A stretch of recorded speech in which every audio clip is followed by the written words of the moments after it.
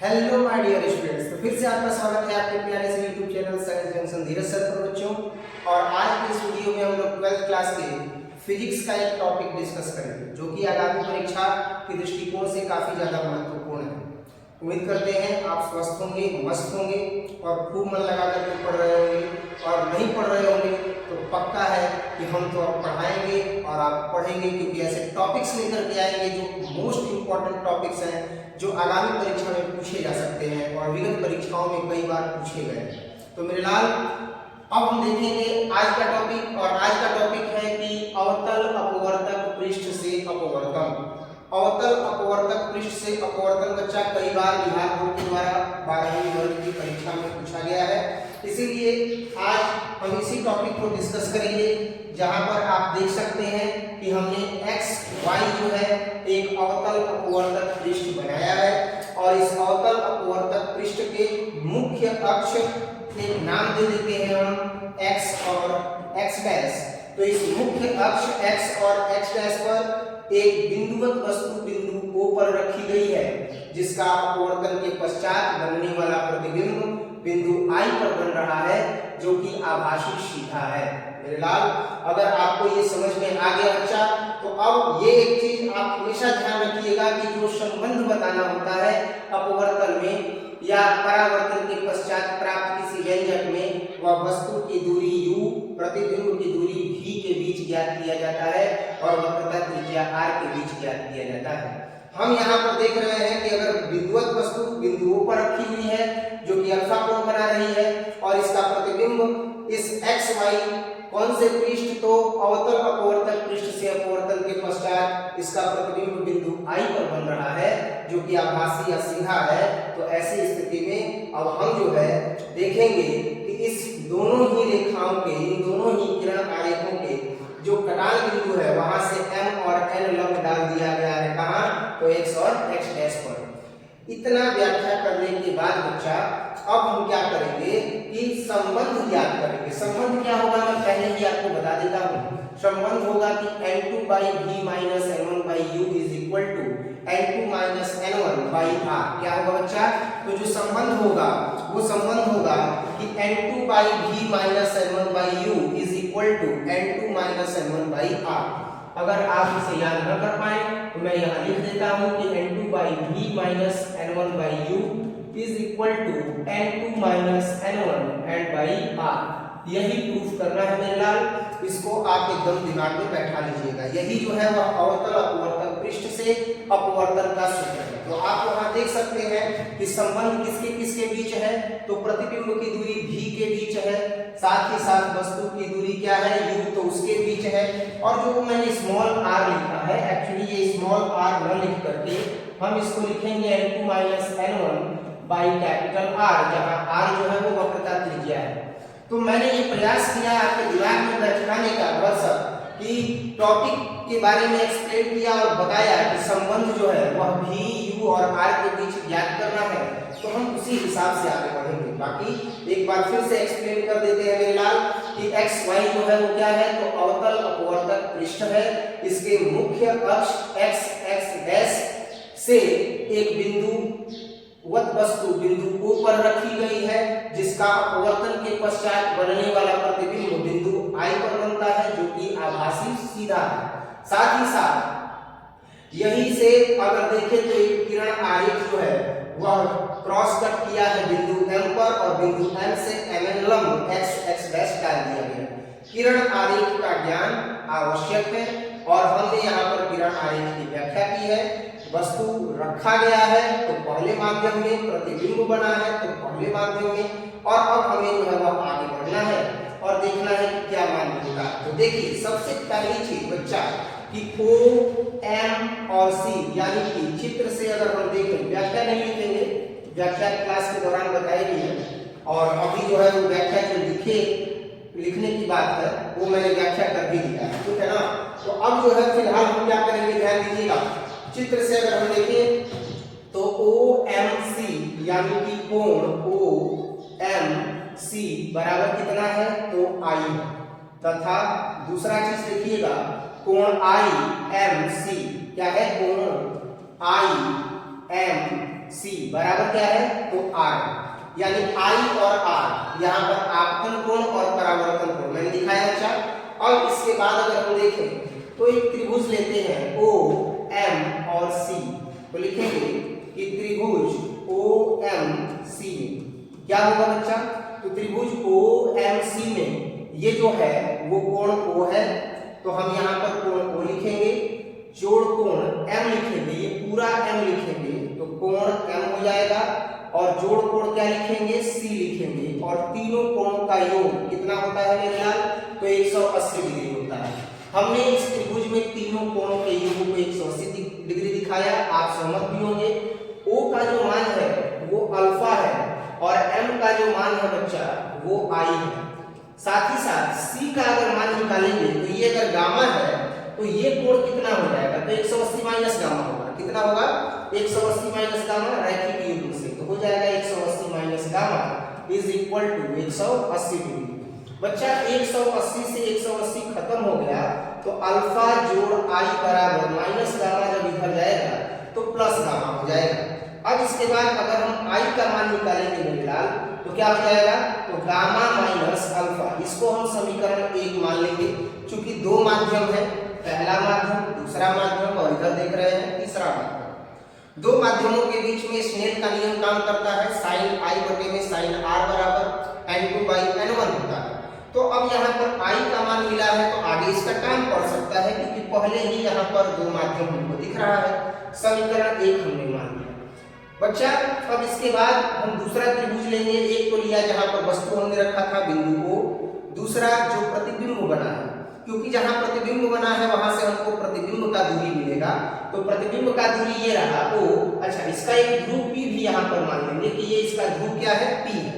अब ध्यान दीजिएगा, अब क्या हो जाएगा, तो I M और N, तो लिखेंगे कि त्रिभुज कहां, तो I M N में। अब क्या हो जाएगा मेरे लाल, तो I M N में आते हैं तो अब ये पूरा I न रह के क्या रह जाएगा, एंगल R हो जाएगा। अगर हम डायरेक्ट लिखें, ऐसे एंगल के फॉर्म में ना लिखें, डायरेक्ट लिखें तो क्या लिखेंगे बच्चा, बीटा प्लस आर, और ये हो जाएगा 180 माइनस गामा। तो हम लिखेंगे पहला एंगल बीटा, दूसरा एंगल इस त्रिभुज में क्या है, आर है, और फिर तीसरा एंगल क्या हो जाएगा बच्चा, तो 180 माइनस गामा। तो हम यहाँ पर रखेंगे 180 और माइनस गामा, और बराबर कितना, तो 180। 180 से 180 क्या हो गया, कैंसिल। अब यहाँ पर क्या आया बच्चा, तो यहाँ पर आया बीटा और plus R is equal to, ये कितना है, तो बीटा और प्लस आर, और ये हो जाएगा गामा। हमको आर का मान चाहिए बच्चा, तो आर बराबर क्या हो जाएगा, तो आर बराबर हो जाएगा गामा माइनस कितना, बीटा। इसको हम मान लेंगे समीकरण 2, क्योंकि इन दोनों ही मानों का जरूरत है।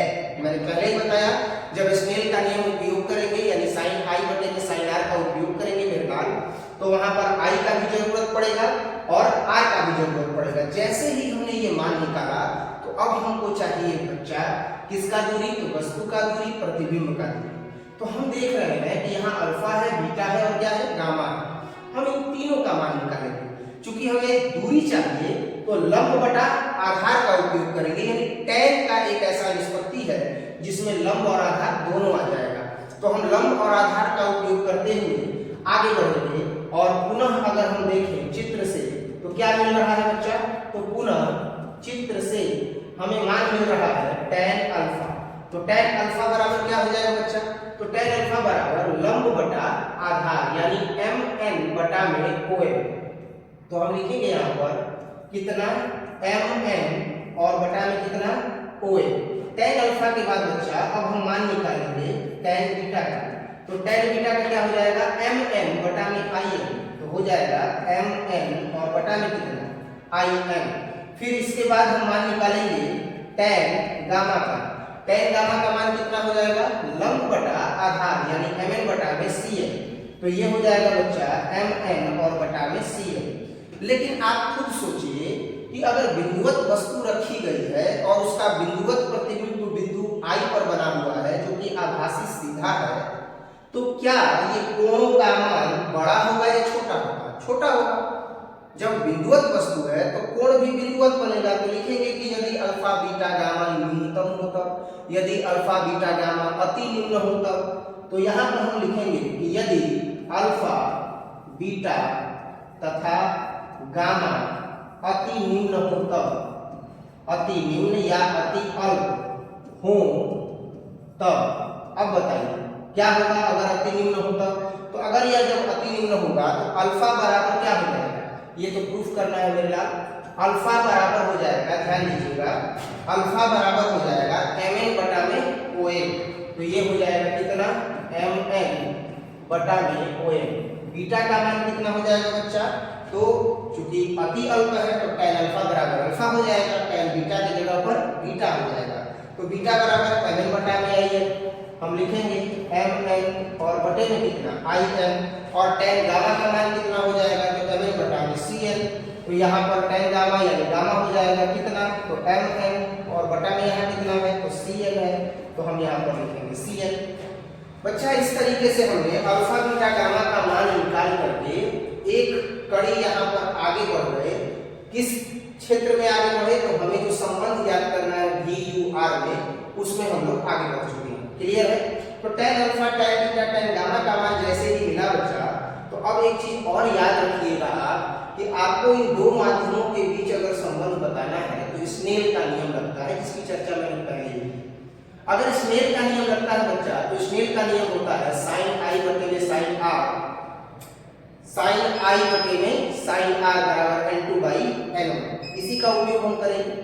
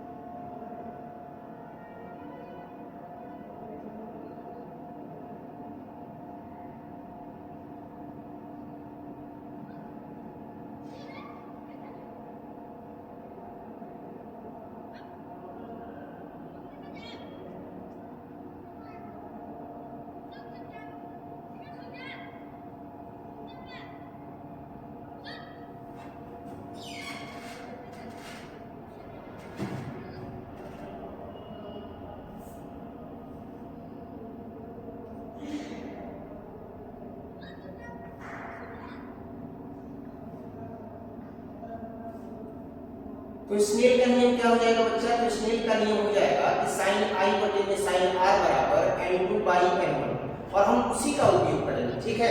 तो अब यहाँ पर हम मेंशन कर सकते हैं कि स्नेल के नियम से, किसके नियम से बच्चा, स्नेल के नियम से। देखिएगा, तो ये हो जाएगा स्नेल के नियम से, क्योंकि स्नेल के नियम के बिना संबंध ज्ञात ही नहीं किया जा सकता है प्रतिबिंब की दूरी, वस्तु की दूरी और वक्रता त्रिज्या के बीच में। ठीक है ना बच्चा?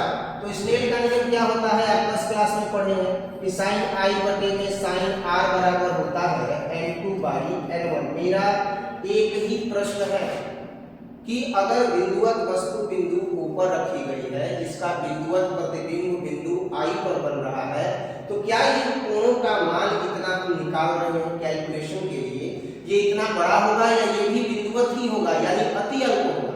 तो जवाब होगा बच्चा अति अल्प होगा। तो sin i बटे में sin r लिखे हैं भले स्नेल के नियम से, लेकिन यदि i और r का मान अति अल्प हो तो क्या होगा, तो i बटे में r बराबर n2 बाई n1 हो जाएगा, यानी sin i का मान i के बराबर हो जाएगा, sin r का मान r के बराबर हो जाएगा अति अल्प होने की स्थिति में। क्लियर है ना?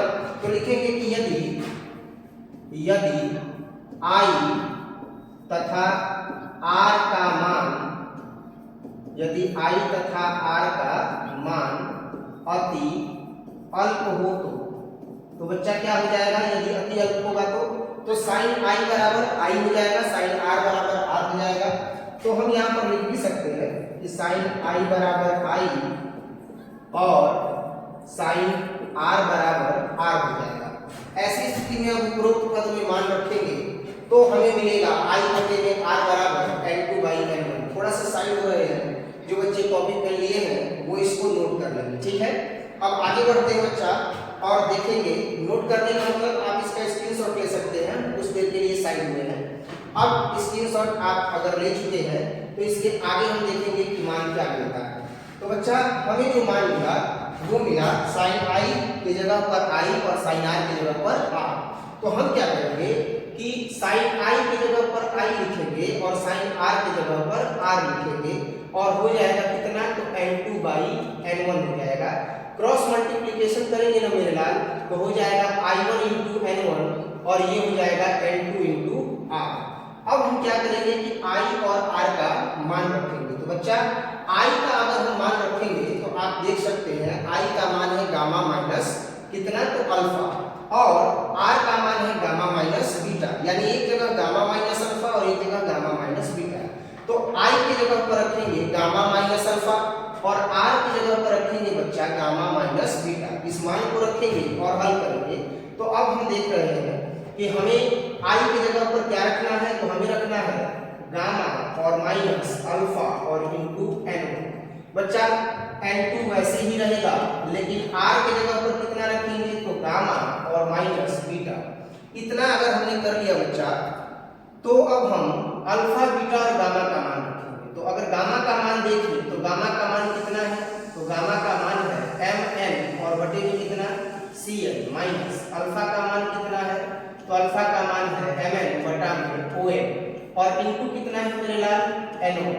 n2 ऐसे ही रखेंगे और गामा का मान कितना है, तो mn और बटा में कितना cn माइनस बीटा का मान कितना है mn और बटा में कितना in। ध्यान दीजिएगा बच्चा, इन दोनों ही पदों में अगर हम देखें तो mn उपस्थित है, यहाँ भी mn है, यहाँ भी mn है। तो mn को जब कॉमन करेंगे तो 1 बाई cn हो जाएगा और 1 बाई on हो जाएगा और इंटू n1। n2 ऐसे ही रहेगा मेरे लाल, और mn को कॉमन करेंगे तो 1 बाई cn हो जाएगा और 1 बाई in हो जाएगा। देखिए mn से mn कैंसिल हो गया, तो अब हमें क्या मिल गया, अब हमें मिल गया 1 by cn minus 1 by on और इंटू है n1। n2 ऐसे ही रहेगा 1 बाई cn माइनस 1 बाई कितना हो गया in हो गया। जैसे ही ये मान आप देख रहे हैं तो आपके मन में एक बात जरूर आएगा कि ये जो n है वह तो ध्रुव p के अत्यंत निकट है, तो क्यों न जहां जहां n है वहां वहां हम p लिख लें। तो आप बिल्कुल सही सोच रहे हैं, क्योंकि बिंदुवत वस्तु के द्वारा बना हुआ प्रतिबिंब इतना अलग होता है कि ये जो लिया गया लंब होता है वह एकदम कम दूरी पर होता है, ध्रुव p के एकदम नजदीक होता है। तो यदि ध्रुव p के नजदीक या बिंदु n है तो जहां जहां n है वहां वहां p हो जाएगा, यानी cn के जगह पर हो जाएगा pc, on के जगह पर हो जाएगा po, cn के जगह पर फिर pc और in के जगह पर हो जाएगा pi। ठीक है, तो लिखेंगे कि चूंकि बिंदु n ध्रुव p के अत्यंत निकट है, तो बच्चा अगर यह ध्रुव p के अत्यंत निकट है तो क्या हो जाएगा, तो cn बराबर हो जाएगा pc। on है तो on है तो इसके जगह पर क्या हो जाएगा op। इसके बाद in है तो in की जगह पर क्या हो जाएगा pi हो जाएगा। क्लियर है। तो ये जो आप मान देख रहे हैं इन्हीं मान को हम ऊपर रखेंगे तो हमें मिलेगा 1 बटा में cn की जगह पर pc, 1 बटा में on, तो on की जगह पर कितना op और इनटू कितना n1 बराबर n2 ऐसे ही रहेगा मेरे लाल, 1 बटा में cn, तो cn की जगह पर रखेंगे pc, 1 बटा में in, तो इसके जगह पर रहेगा pi। अब हम चिन्ह परिपाटी से अगर देखें फिगर को तो बच्चा आप ये समझ सकते हैं, मैं जो लिखा हुआ टॉपिक है वो आपके समक्ष ही रखूंगा और पूछूंगा आपसे भी कि ये जो PC है क्या यह P से लेकर के C तक वक्रता त्रिज्या है। तो आपका तो जवाब होगा भाई सेंटर ऑफ कर्वेचर है, C है, तो सेंटर ऑफ कर्वेचर है तो PC को क्या बोलते हैं, वक्रता त्रिज्या बोलते हैं। ध्यान दीजिएगा, तो PC को अगर हम वक्रता त्रिज्या बोलते हैं तो ये है किधर, ये x है किधर किधर है x डैश की तरफ, तो PC वक्रता त्रिज्या है तो मान होगा -r। अब वहां पर है OP, तो ध्यान दीजिएगा ये O से लेकर के P तक यानी PO वस्तु की दूरी है, तो वस्तु की दूरी को किससे सूचित करेंगे, h डैश की तरफ है माइनस u हो जाएगा। इसी तरह PI है तो ये प्रतिबिंब की दूरी, ये भी क्या हो जाएगा माइनस v हो जाएगा, यानी जितना भी मान है वो सब माइनस हो जाएगा। ये मान हम यहाँ रखेंगे चिन्ह परिपाटी से। तो अब ध्यान दीजिएगा, अब इन्हीं बातों को हम यहाँ पर मेंशन करेंगे और हमें जो व्यंजक प्राप्त करना है हम वो व्यंजक प्राप्त करेंगे, ठीक है ना बच्चा। तो ध्यान दीजिएगा, अब लिखेंगे चिन्ह परिपाटी से, चिन्ह परिपाटी से। तो चिन्ह परिपाटी से एक चीज क्लियर हो चुका है बच्चा लोग कि PC जो है वो क्या है, तो PC जो है वो है वक्रता त्रिज्या। ध्यान दीजिएगा, वक्रता त्रिज्या h डैश की तरफ है तो माइनस r। OP क्या है, तो OP जो है वो है वस्तु की दूरी। क्या है, वस्तु की दूरी। वस्तु की दूरी कितनी है, तो वस्तु की दूरी को u से सूचित करते हैं, x डैश की तरफ है तो माइनस u। ऐसे ही PC तो व्याख्या कर ही दिए हैं, PI तो PI को बोलते हैं क्या, तो PI को बोलते हैं प्रतिबिंब की दूरी। अब बताइएगा, अगर प्रतिबिंब की दूरी है तो सूचित करेंगे v से, लेकिन x डैश की तरफ है तो क्या हो गया माइनस, जैसा कि मैंने फिगर में बताया। इन सब मानों को हम क्या करेंगे, तो इन सब मानों को हम इस पद में रख देंगे। तो देखना लिखेंगे उपरोक्त पद में और अब इसका कैलकुलेशन कर देंगे। ध्यान देना बच्चा, अब जब हम मान रखेंगे तो बड़ी ही सावधानी से 1 बटा में PC तो PC के जगह पर कितना माइनस r, माइनस 1 बटा में OP तो OP के जगह पर कितना माइनस u, और इंटू कितना तो इंटू हो जाएगा n1 और ये हो गया n2। इसके बाद 1 बाई PC तो PC के जगह पर कितना minus r, minus 1 by PI तो PI के जगह पर कितना माइनस b। ध्यान दें, तो 1 बाई माइनस r है तो minus 1 by r, minus minus plus 1 by u, और इंटू कितना रहेगा तो n1 रहेगा बच्चा। अब ये n2 ऐसे ही रहेगा और ये माइनस 1 बाई r हो गया, minus minus plus 1 by v हो गया। हमें जो साबित करना है उसके हिसाब से चलेंगे, n1 का गुणा करेंगे इन दोनों पदों में। तो जब n1 का गुणा इसमें करेंगे तो n1 minus n1 by r, फिर n1 बाई u हो जाएगा। तो ये हो जाएगा minus n1 by r plus n1 by u is equal to, इसका भी गुणा करेंगे बच्चा तो माइनस n2 बाई r हो जाएगा प्लस n2 बाई v हो जाएगा।